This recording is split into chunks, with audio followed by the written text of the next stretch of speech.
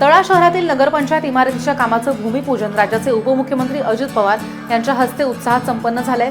नागरी सेवा आणि सुविधा योजनेअंतर्गत तळा ग्रामपंचायत नगरपंचायतीसाठी नवीन इमारत मंजूर करण्यात आली आहे। 8 कोटी रुपयांचं हे काम आहे आणि सद्यस्थितीत ह्या कामासाठी 4 कोटी रुपये वर्ग करण्यात आले आहेत। या कामाचं भूमिपूजन उपमुख्यमंत्री अजित पवार यांच्या हस्ते करण्यात आलंय।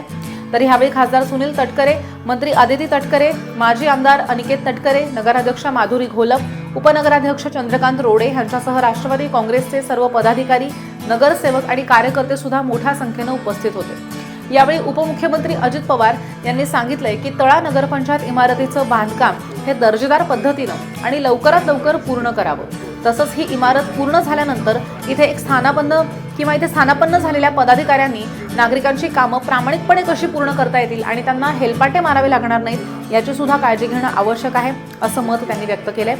यावेळी शहरातील मोदी तलाव सुशोभीकरणासाठी 25 लाखांचा निधी मंजूर करण्यात आलेला आहे आणि त्याचंही भूमिपूजन अजित पवार यांच्या हस्ते पार पडलंय।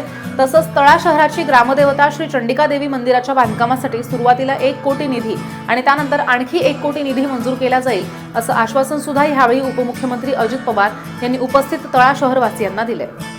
त्याही करता आपल्याला नुसतं भाषणात सांगून चालणार नाही, प्रत्येकाने आपापल्या परीनं त्याच्यामध्ये मेहनत घेण्याची गरज आहे।